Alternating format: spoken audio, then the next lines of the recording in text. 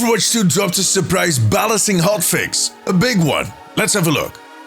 The hotfix patch for Overwatch 2 that dropped yesterday was surprising on different levels. First off, it came just a week after the mid-season update. Second, it is quite big for a hotfix. And third, it is mainly changes to the core kits for the heroes, not so much focused on perks. In any case, let's have a look. All of these changes are both for 5 vs 5 and 6 vs 6, unless mentioned differently. And we're starting out with a huge nerf to Mauga. Cardiac Overdrive no longer provides allies with damage reduction. Cage Fight, the ultimate cost was increased by 8%, and the barrier health was reduced from 1500 to just 1200 HP. Berserker Passive, the overhealth conversion rate was reduced from 50 to 40%. That is a huge swing with the nerf pad for Mauga. Good God. To be fair, I think this is targeted at the higher elos, because on the metal ranks, Mauga is not that much of a problem. All you need is an Ana. Done. And I think at this point, after this nerf, he might actually be useless on the metal ranks. It is the Eternal Tank Balancing Cycle. So you know what that means, right?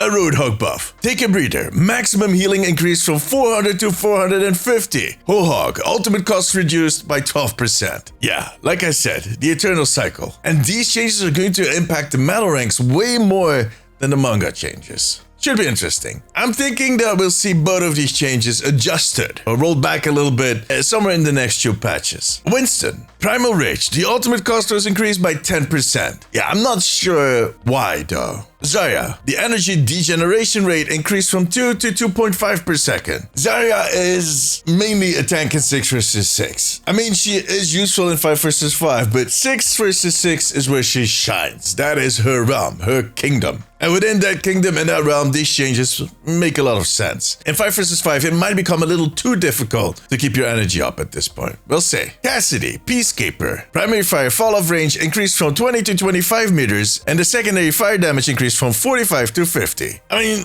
I think this one might become a little painful. I'm not sure. I don't play enough Cassidy to make a decent call. The fall-off is not too bad, but the secondary fire damage increase? I don't know.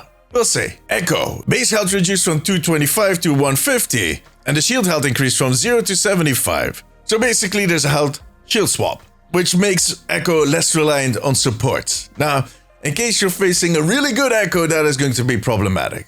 But luckily, there's not that many of them, so we should be fine. Soldier 76. Heavy pulse rifle. The primary fire now uses the larger projectile size. Alright, fair enough. I think it kind of makes sense for Soldier. I feel like he's being underused currently, but that might just be me. Sojourn. Power Slide. The cooldown was increased from 7 to 8 seconds, and the maximum duration reduced from 1.2 to 1 second. That is going to throw off the Sojourn players a little bit. Once they start messing with those cooldowns, your internal cooldown is out of whack for a few days at least. Now when it comes to the actual statistics, I don't know. I think on most ranks it's going to be fine. Widowmaker. Her base health was increased from 200 to 225. Alright, the next changes really hurt me personally. They break my heart.